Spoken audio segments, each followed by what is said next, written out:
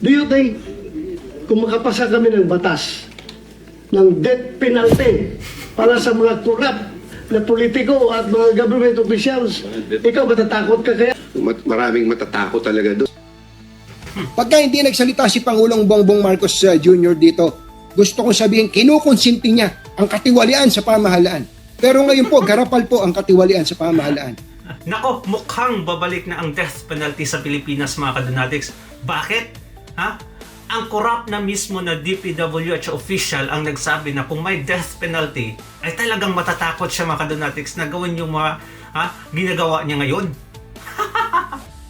Paano na lang? Nag-viral kasi yung palitan ng sagot ni Senator De La Rosa kahapon at yung official ng DPWH patungkol sa death penalty. At ito, mga kadonatics, panoorin natin. Basahin mo muna natin yung pinost ni Senator Bato de la Rosa 18 hours ago. Okay, Senator de la Rosa says, do you think kung makapasa kami ng batas na death penalty para sa mga korap na politiko at government officials, ikaw matatakot kaya? Ha? Tapos, inamin mo kanina na may kasalanan ka. Ito yung sagot ni Bernardo, mga kadonatics. Palagay ko po, maraming matatakot talaga doon. Senator De La Rosa. So mas maganda, mayroon tayong death penalty. Ha? Panoorin natin yung video, mga kadonatics. Ito yung sagutan nila. Ito, mga kadonatics, panoorin natin. Do you think kung makapasa kami ng batas ng death penalty para sa mga corrupt na politiko at mga government officials, ikaw matatakot ka kaya na... Nako, si Lacson? Inamin mo na kanina na may kasalanan ka.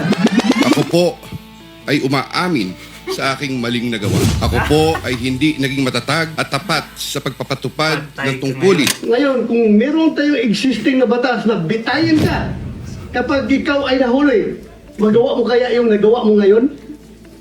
Palagay ko po, maraming matatakot talaga doon at hindi ko po masasabi, Mr. Chair, na mawawala po totally. Pero tsak pong mababawasan. So, mas maganda, meron tayong death penalty. Oh, yun. Coming from the horse's mouth, Mr. Chair, di ba? Umami na siya, nagkakasala, gumawa siya ng kalukuhan, pero kung meron tayong death penalty, hindi niya gagawin yun, dahil matakot siya. Do you think? Ay, nako. Anong nangyari, mga kadonatics? Ang argument kasi ng mga pulpul na politiko na to, ayaw nila ng death penalty kasi it's not a deterrence daw. Ang deterrence, mga kadonatics, it's something na maghihinder or maghesitant ka, mga kadonatics, to do something because there is a death penalty. May consequence na mangyayari pag gagawin mo to. Yan yung deterrence, mga kadonatics. Matatakot ka na gawin ito. Pero yung sabi din ng iba na this is a retribution. Ang death penalty is retribution. It's not a deterrence.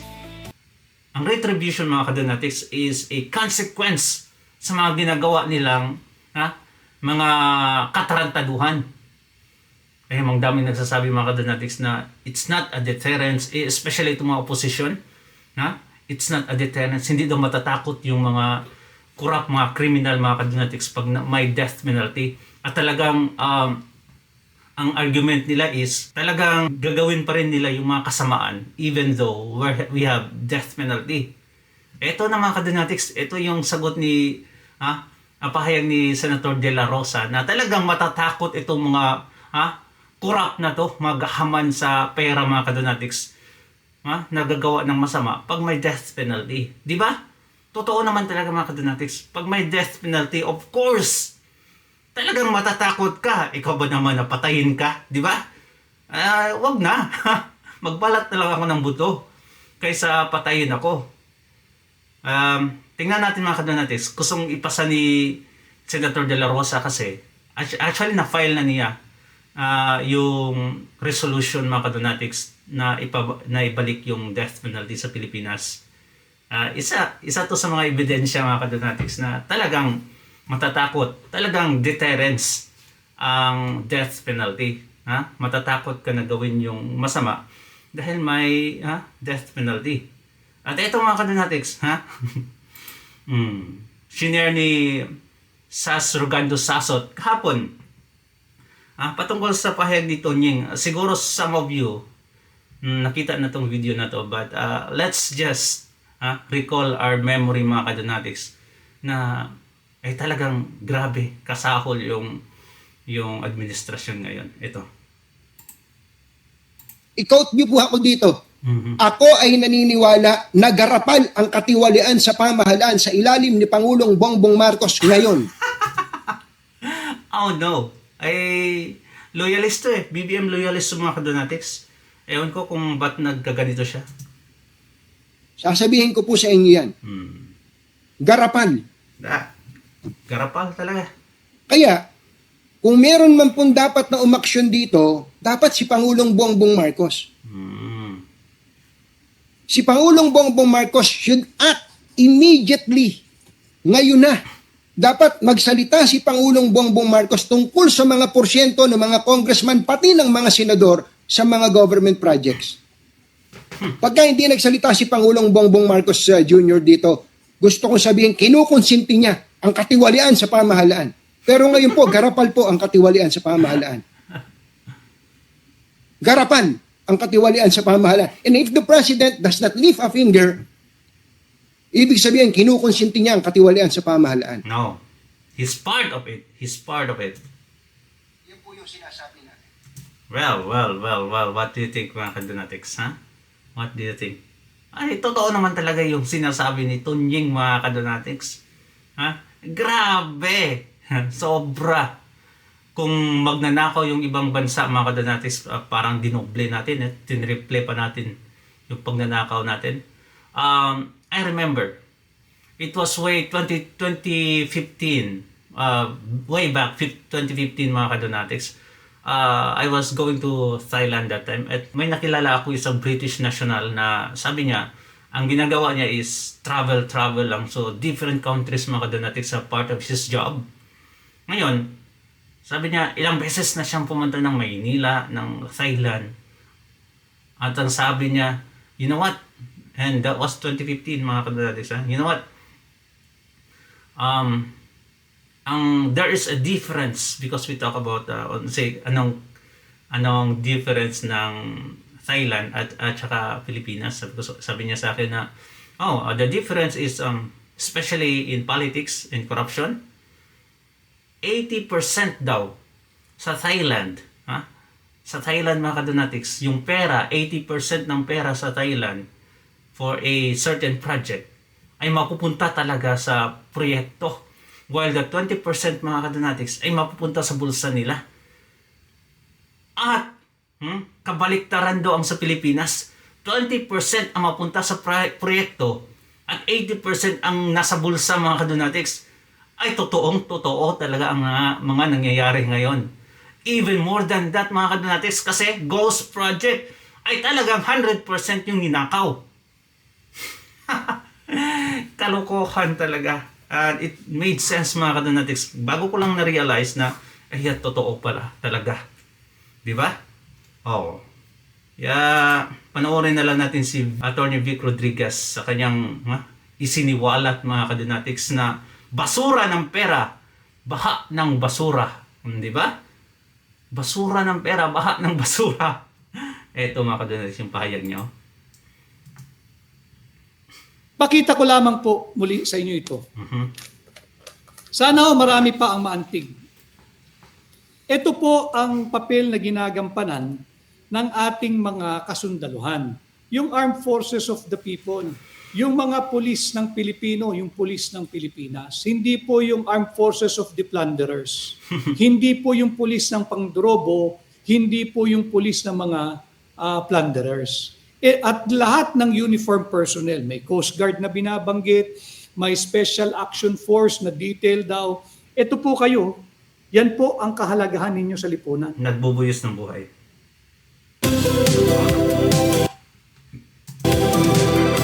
I can tell my story in my way with Adobe Creative Cloud. Namnamin po ninyo ang mensaheng ito. Ito po ang ating mga ginagalang na miyembro ng military and other uniformed personnel and service. Sila po ay nagbubuwis ng buhay. Pero wag po kayo magbuwis ng buhay para sa mga ito. Wag ho kayong magpapagamit. Ang galing ng galing ng pinakita ni Atty. Vic Rodriguez, mga kadonatics, no? Talagang huwag magbubuhis ng buhay sa buwis. Nabubuhay sa buwis. Ito yung mga nepo babies at mga politicians. Bakit ninyo kinakailangan magbuwis ng buhay para sa mga nabubuhay sa buwis na ninakaw? Grabe, ang ganda Pag-isipan po niyo ito. Gawa. Bakit Nagbubuhis ng buhay versus nabubuhay sa buwis.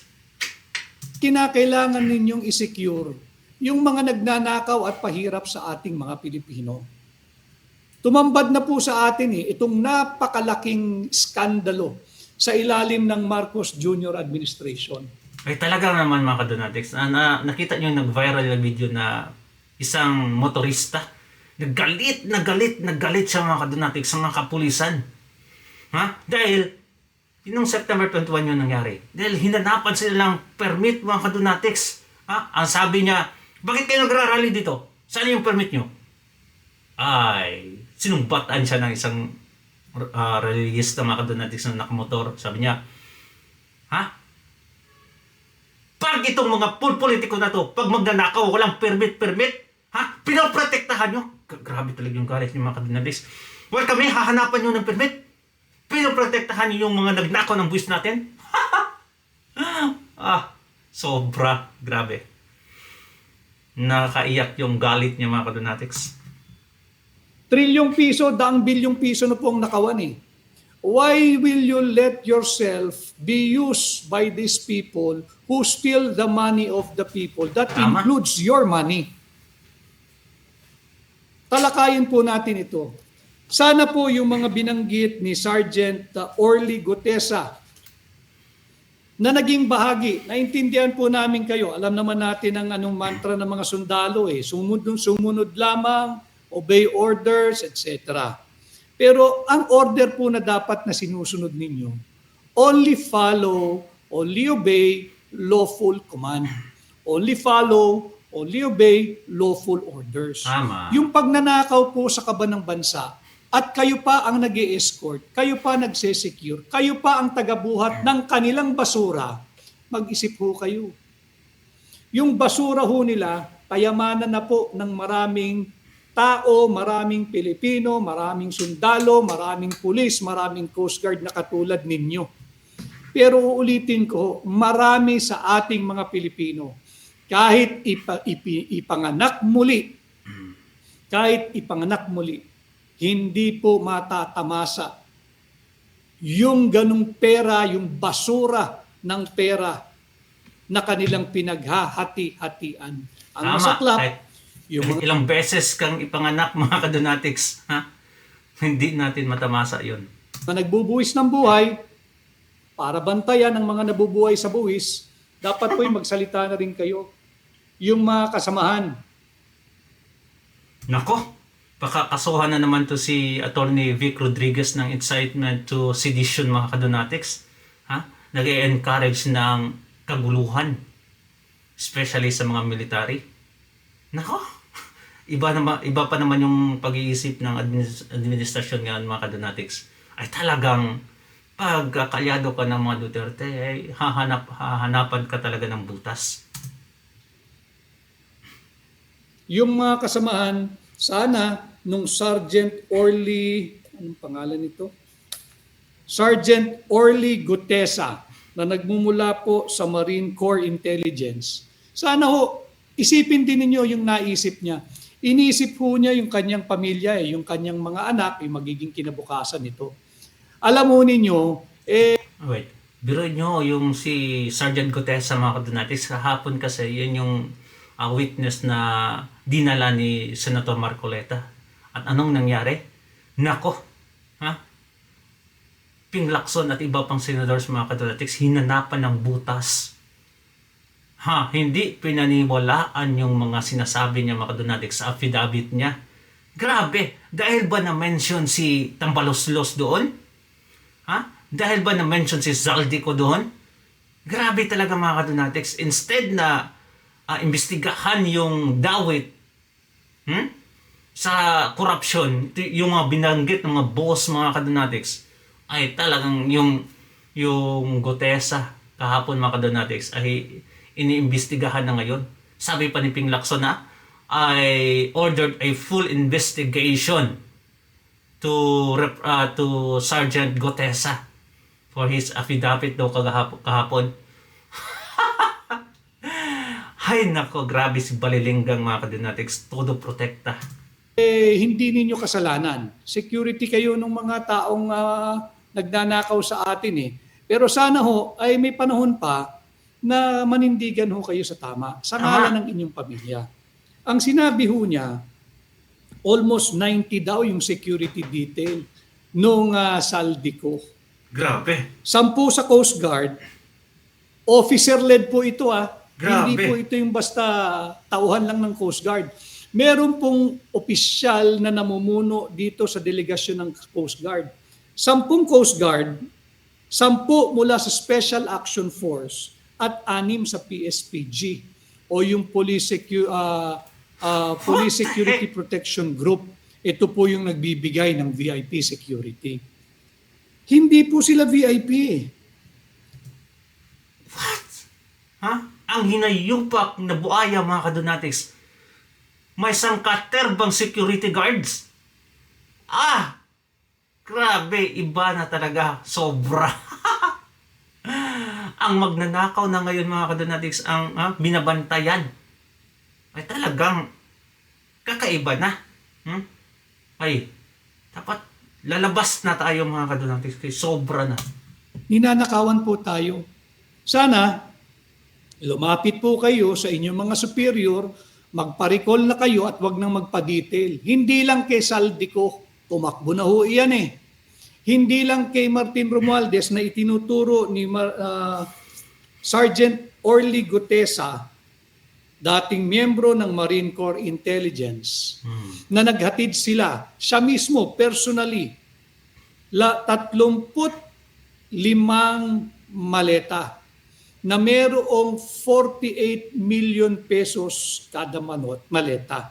Ang laking pera po noon. 46 na maleta daw po lahat iyon. Yes. Nung ibinaba niya sa bahay ni Zaldico, 35 ang ang ipinahatid kay Martin Romualdez doon sa address, binanggit din niya, 42 McKinley Street, Forbes Park. Naghatid po doon, bukod pa doon sa isang bahay na dati raw pag-aari ni Michael Yang, diyan sa loob ng Forbes Park, at meron din sa Aguado. Yun po yung bahay immediately across, directly across Gate 4 ng Malacanang. Naghatid po sila eh. Yung 46 na maleta, nung inihatid niyang kauna-unahang beses, naging 35 na lang.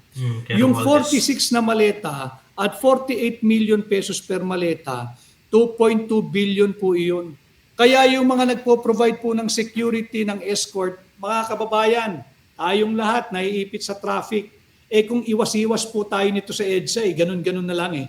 May mga motorcycle escort pa ito. Nagmamadali, kuno, emergency kuno, VIP kuno. Meron palang tangan-tangang pera ng mamamayang Pilipino. Dapat po kayong manindigan, dapat kayong magsalita, dapat kayong magpahayag, dapat tayong magalit. Yung mga nagbubuwis ng buhay, itong pinag-uusapan natin. Yung mga matitino. Nagbubuwis ba kayo ng buhay para protektahan yung nabubuhay sa nakaw na buwis? Ito po ang pag-isipan ninyo. Yung mga nandyan, na nasa aktibong serbisyo pa, pwede naman ho kayong mag-request na i-recall na kayo at wag na kayong magpa-detail. Hindi lang kay Martin Romualdez, hindi lang kay Zaldico. Sa lahat po ng alam naman ninyo na sangkot sa pagnanakaw sa pera nating mga Pilipino. Wala pong dangal. Wala pong dangal. Imagine ninyo, pinagbubuhat kayo ng basura nila. Ang basura po nila ay kayamanan ng Pilipinas na ninakaw nila. Kung na-implement sana ng tama, baka higit na mabuti ang buhay ng maraming Pilipino. Wala talagang matino. Kahit pa mga military personnel, mga kadonatics, people with arms, wala pa rin mga kadantis. Grabe. Wala nang patriotism ngayon. Wala nang nabubuhay for the country kasi pera-pera na lang. Biruin mo, military personnel yung mga security guard ng mga corrupt, ng mga buaya, ay talagang wala nang hustisya sa Pilipinas. Kaya pala tahimik yung mga military ngayon mga kadonatics. Ay, tahimik talaga. Yung si Tatay Digong, before siya na-kidnap, ang sabi niya talaga, i-present niya sa military yung mga ninakaw ng Marcos administration. Ay, before he can even do that mga kadonatics, kinidnap si Tatay Digong. Few days na lang, pupunta na siya ng Camp Crame. Si Tatay Digong para i-presenta doon sa mga military. Kinidnap siya. Grabe, sobra. So kay Master Sergeant or Sergeant Orly Gutesa na minsang napabilang sa Marine Corps Intelligence Unit, tanggapin po ninyo ang aking pagkilala at respeto sa inyong tapang at paninindigan. Sana'y dumami pa ang katulad mo. Sana ay makumbinsi mo yung marami sa iyong mga kasamaan, kung hindi man lahat, na lumabas na rin at magpahayag na ito talaga ang gawain ni Saldico at nagde-deliver kayo sa bahay ni Martin Romualdez. Mamaya ho, talakayin din natin. Yung isang matapobreng senador na pagka ang kausap po yung mga driver lang, yung mga driver ho, na nandun sa Senado, kung sitahin yung tono ng boses talagang nambubuli. Sino pero kaya hindi halos mautal banggitin yung pangalan ng Saldico. Halos hindi mabanggit yung pangalan ng Martin Romualdez. Pero pagka yung mga ordinaryong taong kagaya po natin, meron pong dalawang driver doon kung maglabas na po yung ugat dito nagagalaiti ho So makikita natin matapobre. Double standard ang kanyang hindi naman pag-i-investigate. Huwag rin ho kayong maniwala na ganun katindi o ganun kahenyo si Saldico.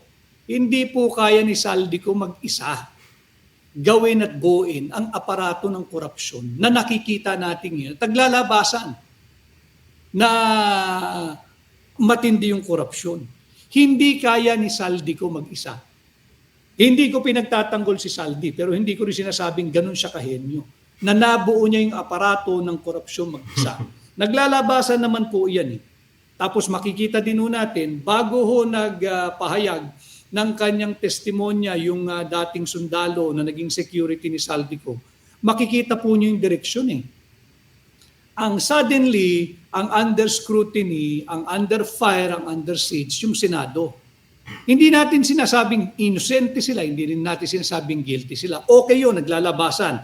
Si dating Senador Bong Revilla, 125 million daw ang hinatid ni Robert Bernardo. Base po ito sa affidavit ni Robert Bernardo, yung dating USEC. Ito po yung matagal na nating ina-advocate dito sa ating pahina Ipatawag si Robert Bernardo, ipatawag yung Cathy Cabral, ibalik dyan sa investigation si Manny Bonoan, at ipatawag at paupuin yung Amina Pangandaman, yung sekretaryo o kalihim ng DBM. Tatalakayin din po natin yan. Imposibleng nangyari lahat ito nang nagawa lang ito ni Saldico at ni Martin Romualdez nang walang partisipasyon ng executive branch.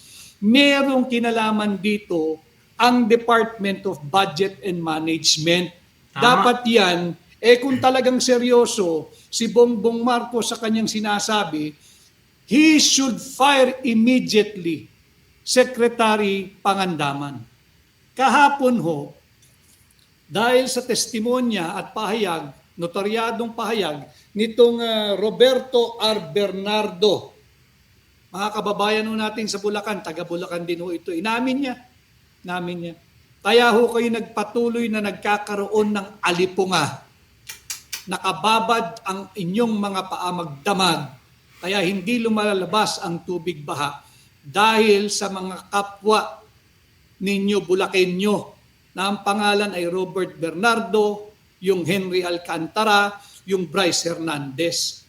Tingnan ninyo kakapal ng mga mukha ng mga ito. Pero hindi ho nila ito po yung mga butete na sinasabi ni Senador Dante Marcoleta. Maliliit po ito Merong malalaking nababanggit na si Saldico at si Martin Romualdez. Hindi ho nila kayang sila lang.